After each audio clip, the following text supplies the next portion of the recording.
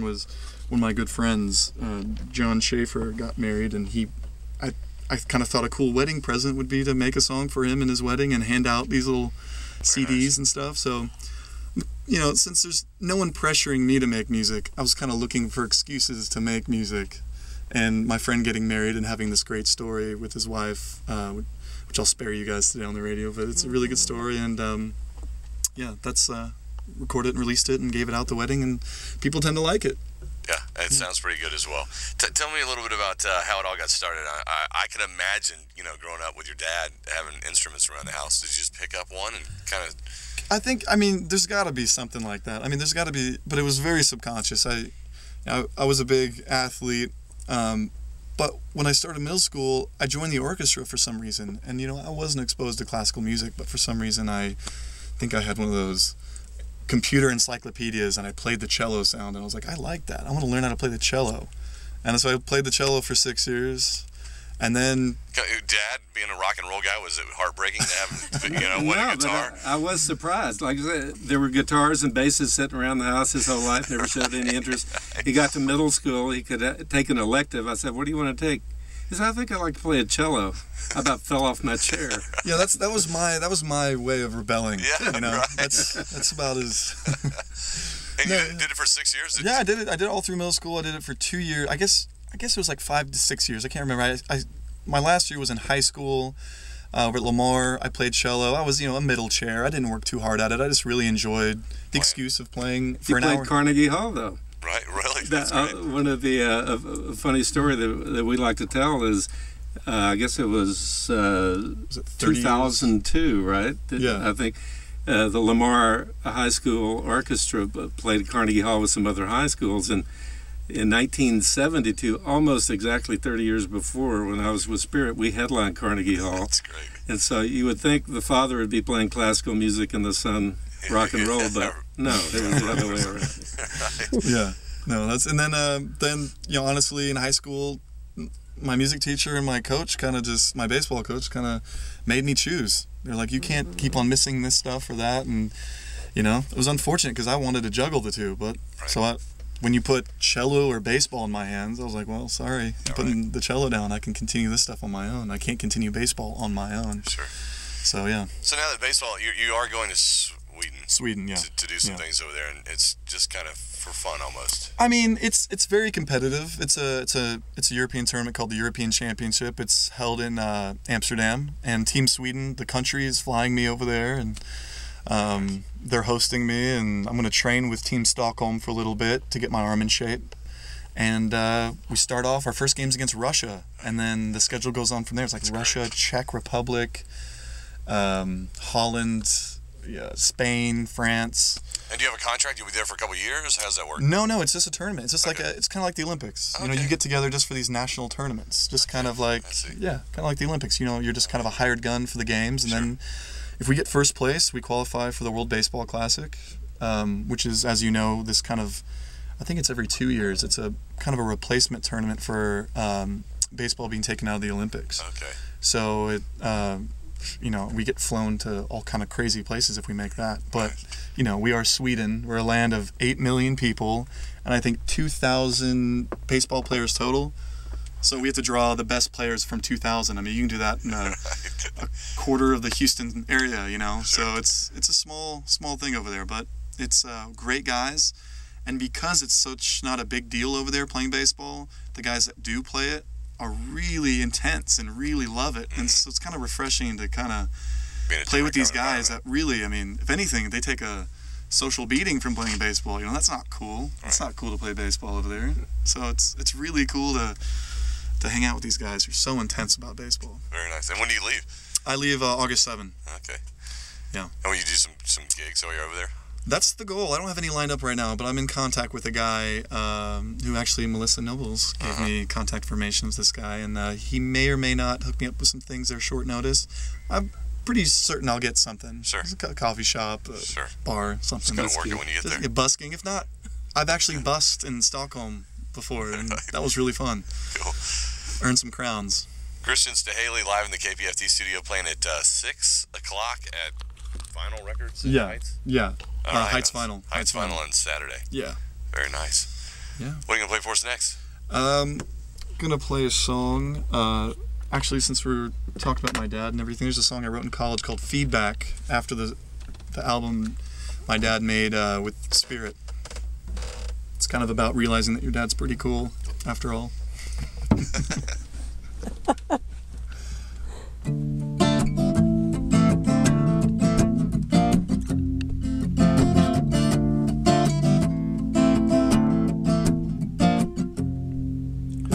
I search through the tape racks, 'cause I'm tired of radio playback. Come across an old one, it's tape worn thin, and ghosts on the covers like highways tear up rubber, dusty and gelling, but there's spirit inside.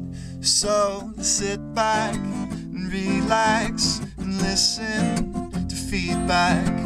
I'm sold, I know I'm sold as I go through each track. Some people make it, they're charmed from birth. Some people fake it, for that they are cursed. And for others they remain the same. They don't sell out, they don't need the fame. They remain little secrets, yeah, little secrets. Remain little secrets, yeah, little secrets.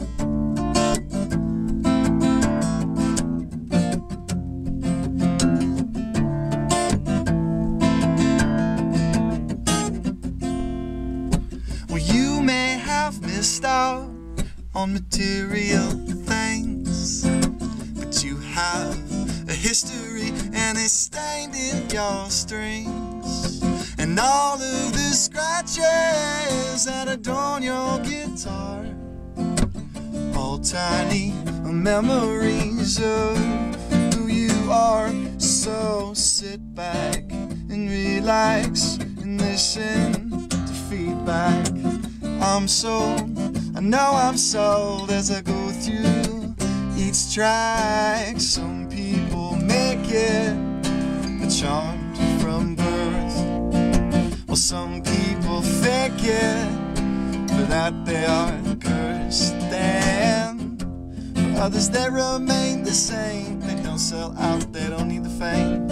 They remain little secrets, yeah, little secrets. Remain little secrets, yeah, little secrets.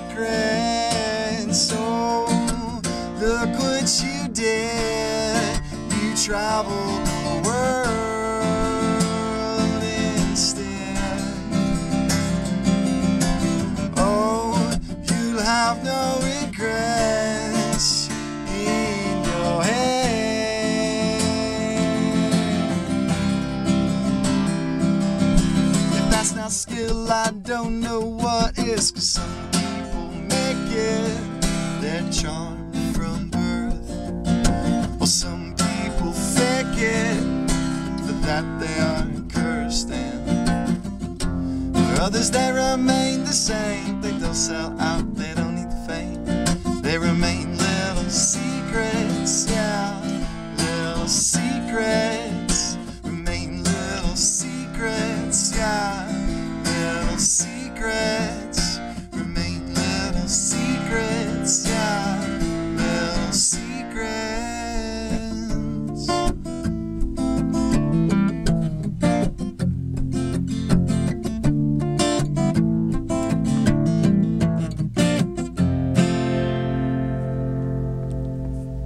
Christian Staehely live in the Kpft studio. Fantastic. Al, that's got to make you proud. Awesome.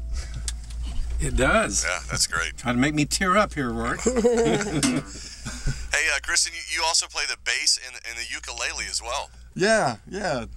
I mean, anything with strings. I think kind of when you get one under your belt, the others you can find your way around. But I did kind of I was doing so much traveling for baseball. I was actually in the Cape Cod Baseball League in college, which I was very, very lucky to be a part of, it being such a premier baseball league for college athletes. And couldn't travel with my guitar, or I didn't trust myself to travel with it really. And I picked up this cheap little like plywood ukulele for like $30 at the local music store, and just, I mean, I had free time on my hands, and I just beat away at that thing. And did you pick it up quick? Yeah, pretty. I mean, Yeah. I'm kind of a big guy, Sure. so like the ukulele looks kind of funny on me, but you know, I finally got used to it, and it made me realize it was my first time ever playing a different instrument other than guitar and writing music, and that was the first time I realized picking up different instruments really inspires different songwriting, and that was a light bulb that hadn't gone off before. And then from then on, now I try to pick up other instruments that I don't know how to play, and just, you know, even put my hands in positions and see what comes out. And So did you write more songs with the ukulele or the guitar? at that point, it was all ukulele, and I have some now that I play on guitar. I just I capo it up to the 5th fret, because that's basically a ukulele tuning. Sure. But I probably, you know, I've written more on guitar, but I've really written some good ones on ukulele that I'm like 3/4 of the way done with, and I need to concentrate and finish them. But other than that, I think they've got some promise. Tell folks a little bit about a professor that you had that was a renowned Indian musician. Oh yeah, I didn't even tell you about that. How'd you know that? I'm good. Tell folks a little bit about that story and about how Oh yeah, special that was. Zakir Hussain. He's the his dad is Alo Raka, who was the royal tabla player in India, and after he stepped down, his son Zakir Hussain, my professor, took his spot. And I mean, this guy is you know, it's like having Eric Clapton teach you a music class in college, and it was unreal. We'd step in the class, it was twice a week for an hour and a half, and this guy would step in, and class would literally start every class with 30 minutes of him not talking and just jamming. He would have his tablas set up, and we'd walk in, he wouldn't say a word, we'd sit down, and 20 to 30 minutes of him just going on this rant on his tablas. It was just the coolest thing ever. I mean, if I didn't learn anything at Princeton, that was it. That was the thing to take away from it, because Plus his guests, the guests. oh yeah, we'd have almost weekly guests, and some of them would be professional Indian musicians that were equal to him, of sitar, sarangi, all these, you know, I can't even remember all the names of the instruments. But some of them would, it was crazy.